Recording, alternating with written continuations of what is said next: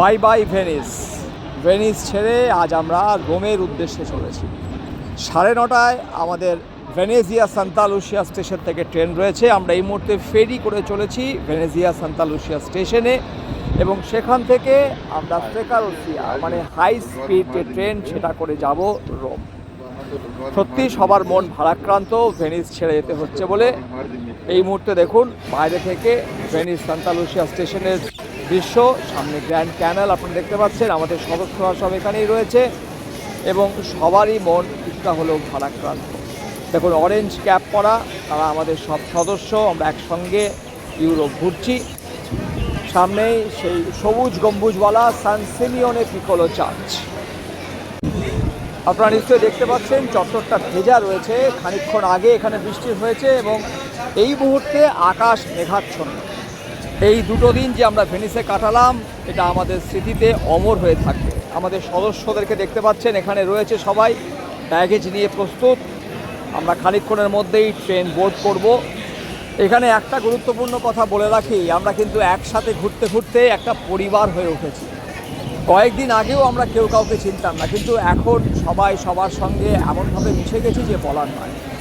আমরা প্ল্যাটফর্মে চলে এসেছি, ট্রেন প্ল্যাটফর্মে দিয়ে দিয়েছে। আমরা সবাই চলেছি ট্রেন বোর্ড করব বলে। এই দেখতে পাচ্ছেন ফ্রেকারোসিয়া, এই ট্রেনটা করেই আমরা সরাসরি রোম যাব। রোমা টার্মিনালে গিয়ে নামবো। মাঝখানে আমাদেরকে কোনো ট্রেন চেঞ্জ করতে হচ্ছে না। This train journey is covered under UL global pass. শুধুমাত্র সিটের জন্য আপনাকে রিজার্ভেশন করতে হবে। দর্শক বন্ধু, ইউরোপ ভ্রমণ without travelling in this kind of train is incomplete. এটা চূড়ান্তভাবে মাথায় রাখুন। হ্যাঁ, আমরা ট্রেনে বসে পড়েছি। সামনে দেখতে পাচ্ছেন আমাদের ফেলো ট্রাভেলার মিস্টার সুদীপ আচার্য বসে রয়েছেন। আমাদের গ্রুপের বাকি 16 জনও এই ট্রেনেই রয়েছেন। ট্রেন ইতিমধ্যেই ছেড়ে দিয়েছে এবং এই ট্রেনে আপনাকে রিজার্ভেশন করতে হবে। রিজার্ভেশনের জন্য আমাদের লেগেছে 21 ইউরো করে পার হেড। এই ট্রেনগুলোতে কিন্তু উইদাউট রিজার্ভেশন আপনি বোর্ড করতে পারবেন না। মাত্র 4 ঘন্টায় এই ট্রেন আপনাকে পৌঁছে দেবে রোমা টার্মিনি, যেটা ভেনেজিয়া সান্তা লুসিয়া স্টেশন থেকে প্রায় 400 কিলোমিটার দূরে অবস্থিত। অর্থাৎ average speed is near about 100 kilometre per hour.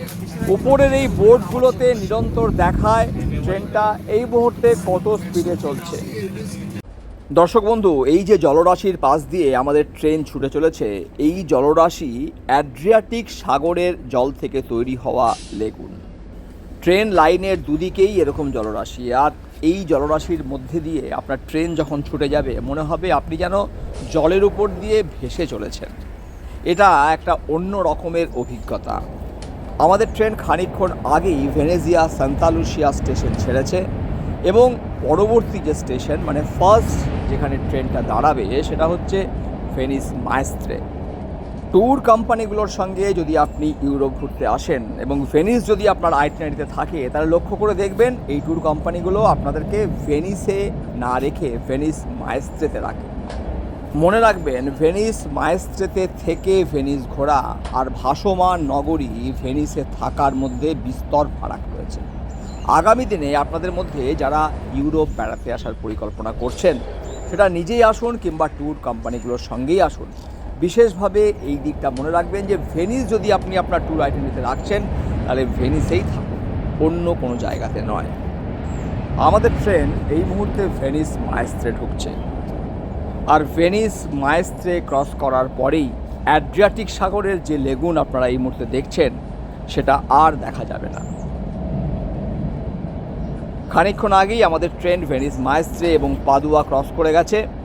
উপরের বোর্ডে দেখাচ্ছে ট্রেন এই মুহূর্তে 287 কিলোমিটার পার আওয়ার স্পিডে চলছে। দর্শক বন্ধু নিশ্চয়ই খেয়াল করছেন এখানে সিটিং অ্যারেঞ্জমেন্ট দেখুন, 2x2, দুদিকেই 2 জন করে বসতে পারবেন। আমরা রোমা টার্মিনিতে নামবো 2:10-এ এবং তারপরে আমরা আমাদের এয়ারপোর্টে গিয়ে পৌঁছাবো। আমাদের টিমের বেশিরভাগ সদস্যরাই অন্য কম্পার্টমেন্টে রয়েছে। দর্শক বন্ধু, এই মুহূর্তে আমাদের ট্রেন ছুটে চলেছে মধ্য ইতালির মধ্যে দিয়ে। দুদিকেই বিস্তীর্ণ সবুজ প্রান্তর। ইতালির এই অঞ্চলে রয়েছে বিস্তীর্ণ কৃষিজমি। আর পিছনে দেখা যাচ্ছে তাসকানি অঞ্চলের ঢেউ খেলানো পাহাড়। খানিকক্ষণ আগেই আমাদের ট্রেন ফ্লোরেন্স ছেড়ে এসছে। আপনাদের মধ্যে যারা পিসা দেখতে আগ্রহী, রোম যাওয়ার পথেও সেটা দেখতে পারেন, সেক্ষেত্রে আপনাকে ফ্লোরেন্সে নেমে ট্রেন চেঞ্জ করে পিসা দেখে আবার ফিরে আসতে হবে। আমরা পরে পিসা দেখতে আসবো on a day trip from Rome. Roma Termini আমরা পৌঁছে গেছি, খানিকক্ষণের মধ্যেই আমরা ট্রেন থেকে নামবো। বলতে বলতে আমরা ট্রেন থেকে নেমে পড়েছি। এই হচ্ছে ফ্রেকারোসা। বাইরে থেকে কীরকম দেখতে সেটা আপনাদেরকে একবার দেখাই। দেখুন, লেখা রয়েছে ফ্রেকারোসা। এই ট্রেন জার্নিটা just not a journey, much much more than that. এবার স্টেশন থেকে বাইরে বের হওয়ার পালা। আমাদের যে এয়ারবিএনবি বুক করা রয়েছে সেটা রোমা টার্মিনি স্টেশন থেকে মাত্র 1 কিলোমিটার দূরে। আমরা হেঁটেই সেই এয়ারবিএনবিতে যাব, এরকমটাই আমরা ঠিক করেছি সবাই মিলে। প্রসঙ্গত জানিয়ে রাখি, আজ আমাদের কলোসিয়াম ট্যুর আছে। কলোসিয়ামের এরিনা ফ্লোরে আমরা যাব। আমরা এয়ারবিএনবিতে চলে এসেছি। রোমে আমরা দুটো এয়ারবিএনবি নিয়েছি আমাদের 17 জনের জন্য। এয়ারবিএনবিতে কিছুটা বিশ্রাম নিয়ে আমরা বেরিয়ে পড়ব কলোসিয়ামের উদ্দেশ্যে। আমাদের গ্রুপ এখন চলে এসছে রোমের বিখ্যাত কলোজিয়াম অ্যাম্পি থিয়েটার। এটা হচ্ছে এরেনার এন্ট্রেন্স। এই এরেনার টিকিট আমরা সবাই নিয়েছিলাম। এই যে মিস্টার ভৌমিক এখানে দাঁড়িয়ে আছেন, উনি ভিডিও করতে ব্যস্ত, কেন কি এই জায়গাটা এত ঐতিহ্য বহন করে, এত ইতিহাসের মধ্যে আছে যে রোমে এলে এই কলোজিয়ামকে দেখতেই হবে, অবশ্যই দেখতে হবে। একবার না একবার জীবনে আপনি যদি রোম আসেন তাহলে কলোজিয়াম আপনাকে দেখতেই হবে। দর্শক বন্ধু, আমরা এই মুহূর্তে চলে এসেছি কলোসিয়ামের এরিনা ফ্লোরে। 45 দিন আগে থেকে অনলাইনে কলোসিয়ামের এন্ট্রি টিকিট পাওয়া যায়। আর এই এরিনা ফ্লোরের টিকিটের প্রাইস এই মুহূর্তে 21 ইউরো পার হেড।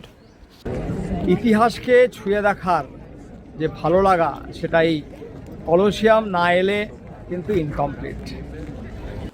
আজ আমরা এই মুহূর্তে যে জায়গাটায় দাঁড়িয়ে আছি, ঠিক সেই জায়গায় প্রায় 2000 বছর আগে ইতিহাস প্রতিদিন নতুন করে লেখা হতো। এটাই কলোসিয়ামের সেই বিখ্যাত এরিনা ফ্লোর। আর চারিদিকে শুধু মানুষের কথা বলার শব্দ আর পাথরের নীরবতা। কিন্তু এক সময় এই নীরবতার জায়গায় গর্জে উঠত হাজার হাজার মানুষের উল্লাস। প্রায় 50,000 দর্শকের চোখ থাকতো ঠিক এই মঞ্চের দিকে। আজ আমরা যখন এই এরিনা ফ্লোরে হাঁটছি, তখন মনে হচ্ছে আমরা শুধু একটা প্রাচীন স্থাপত্য দেখছি না, হাজার বছরের পুরনো এক গল্পের ভেতর দিয়ে হেঁটে চলেছি। ইতিহাসের বইয়ে পড়া কলোসিয়ামকে আজ নিজের চোখে দেখে সবাই আমরা অভিভূত। সামনে আমার যেনাকে দেখছেন উনি হচ্ছেন অতসী কাকিমা। মিসেস সাহা, প্রথমবার রোমে এসে এত একটা রোদ ঝলমলে দিনে, তাও আবার কেমন লাগলো রোমের অ্যারিনা কলোজিয়াম যেটা আপনি দেখলেন, যদি একটু বলেন।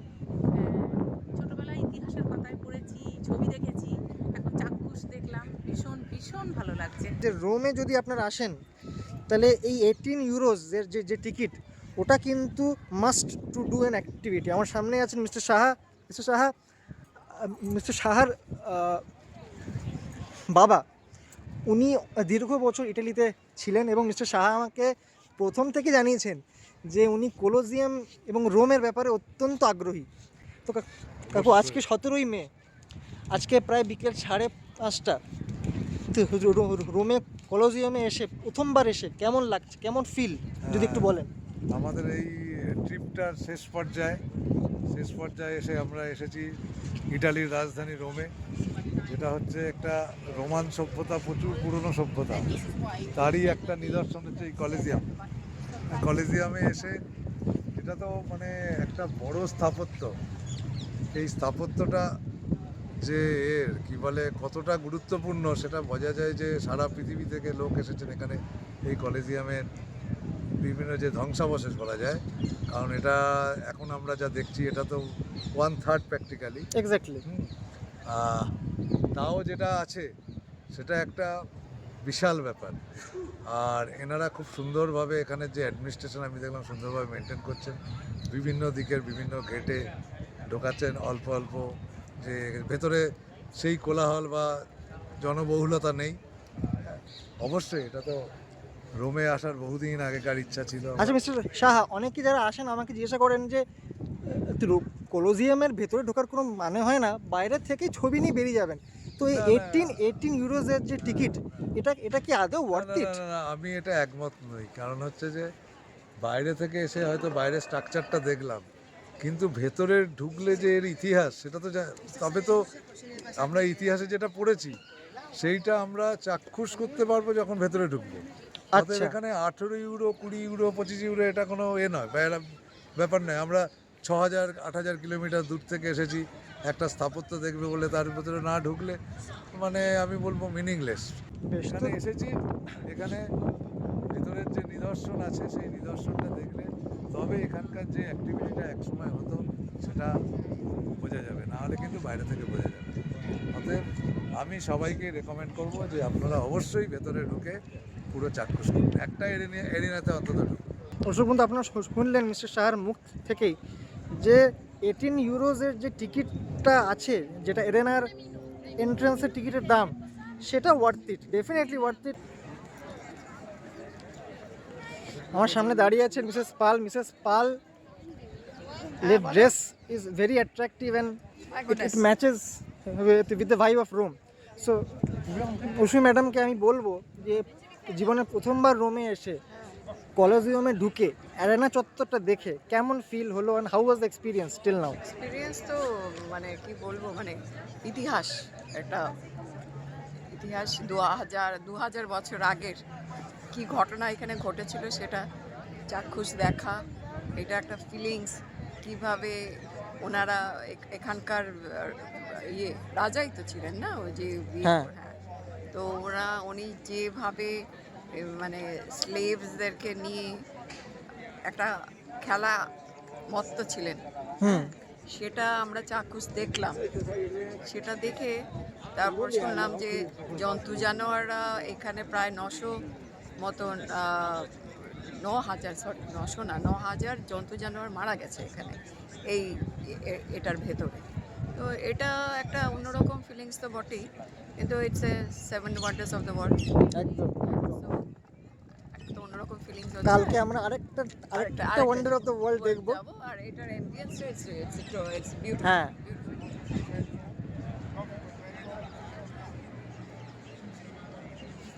আমাদের সামনে আছেন মিস্টার পালও আছে। মিস্টার পাল, অনেকজন আমাকে বলেন যে রোমে গিয়ে কলোজিয়াম বাইরে থেকে দেখে বেরিয়ে যাব, 18 ইউরো আর দেবো না। তো আপনি আপনার জীবনের প্রথমবার কলোজিয়াম এলেন, দেখলেন, তো আপনি কি ভেতরে ঢোকাটা ওয়ার্থ ইট আপনার মনে হলো? ইয়েস, কারণ ভিতরে ঢুকে একটা ভাইবসটা পাওয়া যায়। এই ভাইবসটা মানে এই যে কীভাবে হতো ইয়েগুলো যায়, হিস্ট্রি পড়ে এসেছি, ছোটোবেলা থেকে পড়েছি কলেজিয়াম কী হতো, কোথায় কী হচ্ছে সেগুলো আমরা ভিতরে ঢুকলেই দেখতে পারি। বাইরে থেকে এই জিনিসটা বোঝা যায় না। কাজে ভিতরে ঢুকলে পরে আশাটা সার্থক হয়। ভিতরে ঢুকলেই বুঝতে পারেন কোথায় কী হতো না হতো, জিনিসটা বাইরে থেকে আচ্ছা। বুঝতে পারবেন না। এক্স্যাক্টলি। ঠিক আছে। তো দর্শক বন্ধু, আপনারা শুনলেন যে রোমে এলে কিন্তু আপনাকে কলোজিয়ামের ভেতর, অন্তত অ্যারেনাটার ভেতরে আপনাকে ঢুকতে হবে, যেখানে মেন খেলাগুলো, যেখানে মেন প্রোগ্রামটা হতো। সামনে আছেন মিস্টার লো। কাকু, রোমে এসে কেমন লাগছে? হ্যাঁ, রোমে এসে তো দুর্দান্তই লাগছে, এবং ইতিহাসের পাতায় পড়েছিলাম এই কলোসিয়াম সম্বন্ধে, পৃথিবীর সবচেয়ে প্রাচীন সভ্যতার একটি। হ্যাঁ। এবং এখানে এসে এটা পরিষ্কার বুঝতে পারছি যে মানুষ সত্যি ইটালিতে কেন বারবার আসে। এই কলোসিয়ামের ভিতরে এবং বাইরের আকর্ষণ আমাকে খুব ভালো লাগলো এবং অভিভূত করেছে। এবং আমি সবাইকে অন্তত এইটুকু বলবো, বিদেশ ভ্রমণের ক্ষেত্রে যদি ইটালিতে কেউ একবারও আসে, অন্তত কলোসিয়ামের বাইরের এবং ভিতরের দৃশ্য খুব ভালোভাবে উপভোগ করে। কারণ কলোসিয়ামের একটা আলাদা আকর্ষণ আছে, যে আকর্ষণটা ভুলবার নয়। এবং বারবার প্রাচীন ইতিহাসের যে শিল্প নৈপুণ্য এবং তাদের কারিগরি দক্ষতা, এক বিরাট যে তাদের ভান্ডার ছিল, এই কলোসিয়াম দেখলেই বুঝতে পারা যায়। আমার খুবই ভালো লেগেছে। ধন্যবাদ মিস্টার লো। Thank you. আমাদের সঙ্গে আছেন মিস্টার মোদক। কাকু, জীবনে প্রথমবার রোমে কলোজিয়ামে ঢুকে কেমন অভিজ্ঞতা হলো এবং টিল নাও ট্রিপ কেমন চলছে যদি একটু সংক্ষেপে আমাদেরকে বলেন। কলেজিয়ামে ঢুকে দেখলাম যেরকম আমরা ইতিহাস তো খুব বেশি জানি না, একটু আধটু যেটা জানি, এটা একটা নিষ্ঠুরতার নিদর্শন সোজা কথা। আর যে জিনিসটা ছিল তার থেকে মাত্র 1/3 রয়েছে, বাকি সবই লুট করে নিয়ে গেছে আর ধ্বংস হচ্ছে, তাই তো? হ্যাঁ, হ্যাঁ, যেরকম দেখেছি সেরকম দেখলাম, ভালোই লাগলো। দর্শক বন্ধু, তাহলে শুনলেন আমাদের সঙ্গে যারা ইউরোপ বেড়াতে এসছেন সেই ফেলো ট্রাভেলার্সদের কেমন লাগলো কলোসিয়াম। আগামীকাল আমাদের ভ্যাটিকান গাইডেড ট্যুর আছে, এছাড়াও আমরা প্যান্থিয়ন, ট্রেভি ফাউন্টেন এবং রোমান ফোরাম অঞ্চলটা পায়ে হেঁটে ঘুরব। আজকের ভিডিওতে এ পর্যন্তই। চোখ রাখুন ব্যাকপ্যাকার্স নোটবুকের পর্দায় পরবর্তী ভিডিওর জন্য। ধন্যবাদ, ভালো থাকুন, সুস্থ থাকুন, নমস্কার। আমি পথিক, আমি যাত্রী, গোটা পৃথিবী